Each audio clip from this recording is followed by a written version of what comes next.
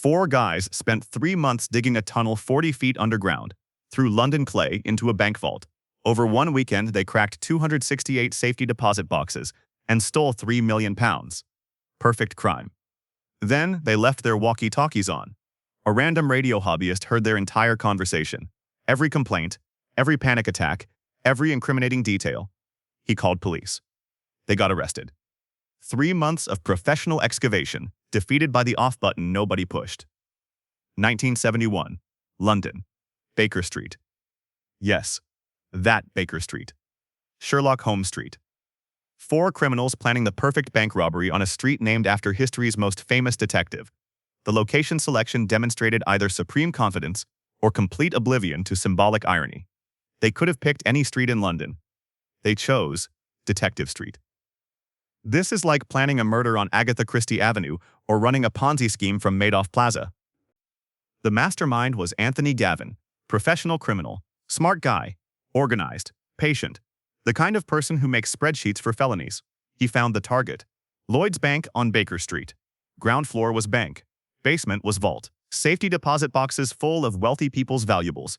Cash, jewelry, documents, secrets, all sitting there underground, protected by concrete, steel, and locks. Not protected against tunnels. Also not protected against people who broadcast their crimes on public radio frequencies, but that revelation was still weeks away. Gavin developed a plan. Can't rob the bank from the front. Too many cameras, guards, witnesses, and people with functioning moral compasses. Need different approach. Underground approach. Tunnel approach. The subterranean asset acquisition strategy. He needed a starting point somewhere close and private. Somewhere to dig from without neighbors asking uncomfortable questions about constant jackhammering sounds. He found a leather goods shop 2 doors down from the bank. Perfect location. Strategic proximity. He rented it and told the landlord he's opening a purse business. The landlord believed him, because people believe things they want to believe, like rental income and small business dreams. Easy lie. Expensive mistake. The last time that landlord saw his security deposit, it was probably being hauled through a tunnel in a duffel bag. The shop had a basement. Gavin and his crew started digging, not with shovels and enthusiasm, with mining equipment, industrial jackhammers, professional excavation tools. The noise was incredible. Constant. Wall shaking. The kind of sound that makes people check if there's subway construction happening under their kitchen. Neighbors complained repeatedly. Gavin explained he's doing extensive renovations, installing new floors. Very thorough floor installation requiring months of aggressive jackhammering at unusual hours. Snummel fa. Needed settle deho. Bilbet grind him insting instavotes. Non-dues.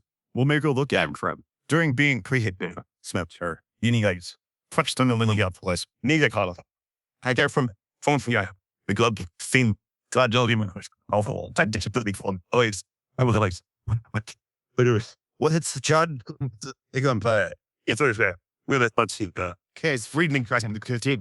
There is telephone fans. Something that's a guy. Awful. Any blood. Being props. These lawsuits. Variable. Terrible. Thanks. Snapping here up Lucien. Rebite. You stood at the Christ of this walking. Or cop did. The in place slightly past be, already costly on the purse way. Backdated to biblical village flopheads. Hera. It's your but what's down there? Usually you will the classic. It's the rest in men. Oh, ballin. Manual. Against the dripping your taste. Smoke. The tunnel dimensions were claustrophobic. Maybe 3 feet wide. Barely fits a person. Definitely doesn't fit a comfortable person or anyone with mild claustrophobia or basic survival instincts. Crawling only. On stomach. In darkness. In sticky clay. For 40 feet each way. This is what they did. For 3 months. To rob a bank. When they could have gotten legitimate jobs. Regular jobs with benefits, daylight, and significantly less clay consumption. But allegedly crime pays better, except when walkie-talkies destroy everything. Spoiler alert. November 1971. Tunnel complete. Reaches directly under the bank vault. They picked a weekend for the actual robbery. Banks closed Saturday and Sunday. 2 full days. Plenty of time to methodically crack boxes without interruption. They brought equipment.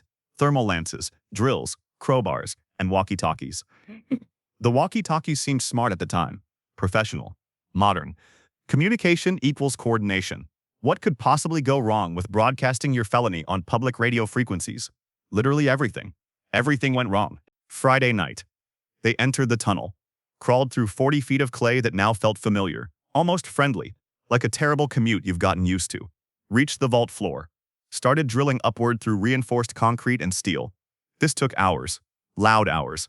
Hours where they should have questioned whether anyone outside could hear industrial drilling from underground, but didn't.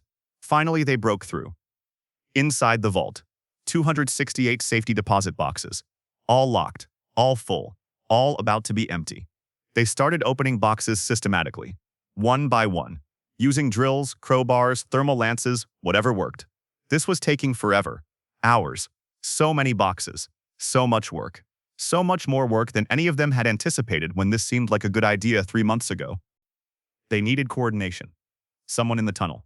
Someone in the vault. Someone in the shop above. They used walkie-talkies, talking constantly, giving updates, complaining about cramped conditions, worrying about time, broadcasting their entire criminal operation on an open public frequency anyone with a radio receiver could hear. And someone did hear. His name was Robert Rowlands, radio hobbyist, ham radio enthusiast, the kind of person who scans random frequencies on Saturday night for entertainment.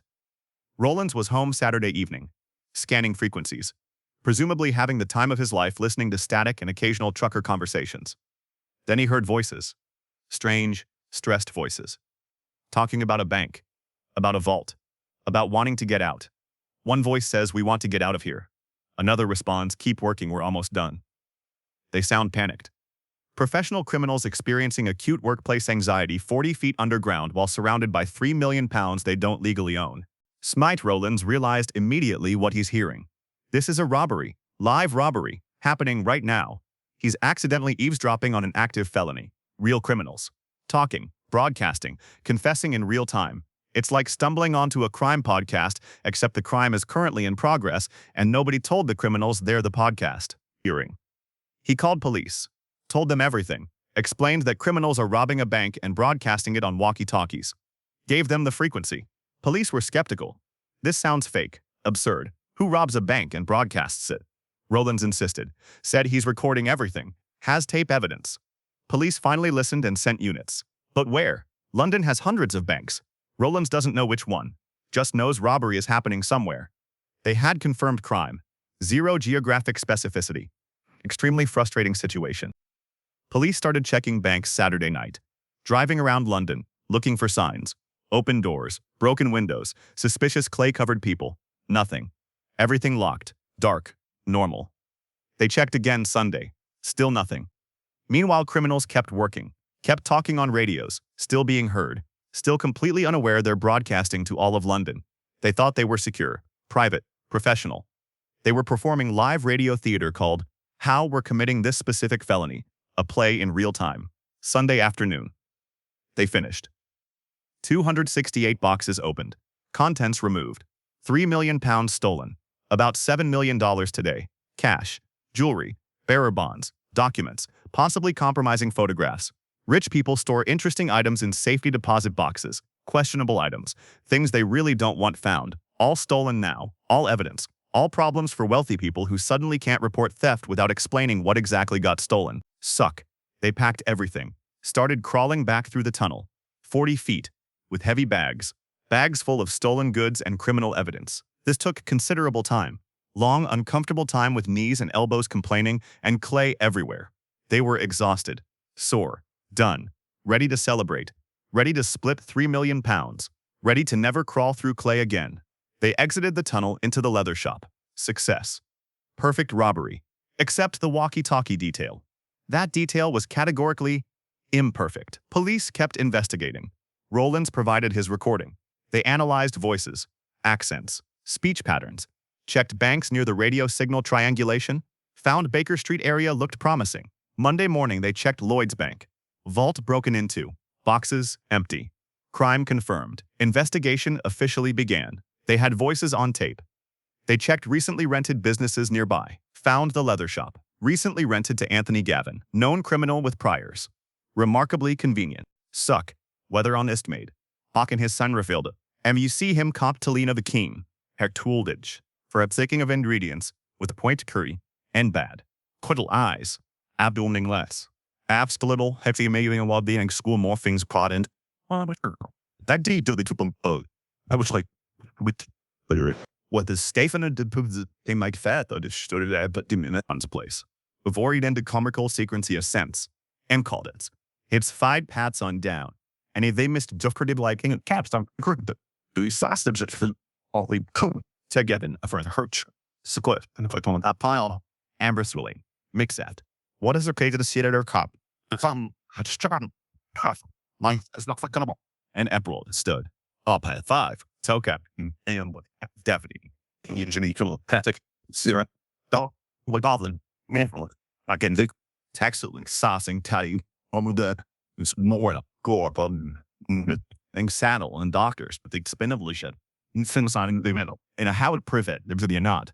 The for make Crystal, his body in question with where he did something to convey. I do that. Money. They go into the new back, the point is saying, the with what you've iron, whatever. I'll have that. What I tell them for, like, styling whisper. And the special like Rito have, like, 11 of your face. He's some of the weep to do it. So, it doesn't. And all you, babe, to the variable people are going to do. But it's your ability to do better. Opportunity. And that one good, but what you should flow on that reason. So he filed on house mother, we'd have the pastor on broad or so on and whether damn it, that is on the them thing that's not on the smoke. So that's the point. Well, how he was freaking and be on the order and he's talent book of his fuck cards. The don't come from like fun. Most of the money was never recovered. Some found, most gone, spent, hidden, laundered, disappeared into the economic ecosystem. The safety deposit boxes were interesting, though. Many owners never reported their losses, didn't want police investigating what they kept there. Illegal items, probably. Embarrassing items, definitely. Those people stayed quiet, accepted the loss. Better than explaining to authorities why you need to store that particular item in a bank vault. This is why insurance companies have complicated relationships with safety deposit boxes. You can't insure secrets. Your tax pounds paid for the investigation. The trial. 12 years of incarceration for 4 people. All because someone forgot walkie-talkies broadcast to everyone on public frequencies. This is the 1971 equivalent of robbing a bank while live streaming it on Instagram, except with less follower engagement and more prison time. Perfect crime ruined by technology they brought themselves. Smouth. Robert Rowlands became a minor celebrity, the ham radio enthusiast who stopped a major robbery from his living room. He got interviewed, got recognition, probably got better radio equipment. Good for him. Performing civic duty while scanning random frequencies on Saturday night for entertainment. This is why radio hobbyists are unsung heroes. They hear things, important things, criminal things broadcast by people who don't understand how radios work, and they call police. Unlike the criminals who broadcast crimes but definitely don't call police. Different approaches, different outcomes. The tunnel still exists, probably. Under Baker Street, under the bank, filled in, sealed, but there. A monument to planning, to patience, to 3 months of dedicated excavation work, and to forgetting that radio devices transmit radio signals. There should be a historical plaque. Here lies tunnel, defeated by basic radio technology. Educational, cautionary, expensive. And that's the story of the perfect robbery ruined by forgetting how radios work. 3 months of planning, 2 days of execution, 1 walkie-talkie destroying everything. The lesson is clear. If you spend 3 months digging a tunnel, maybe spend 3 minutes learning how broadcast frequencies work, or turn the devices off, or use hand signals, or literally anything except broadcasting your crime to random hobbyists. But they didn't learn that lesson until later. In prison. For 12 years. Expensive education. The tuition was freedom, and £3 million they barely got to enjoy.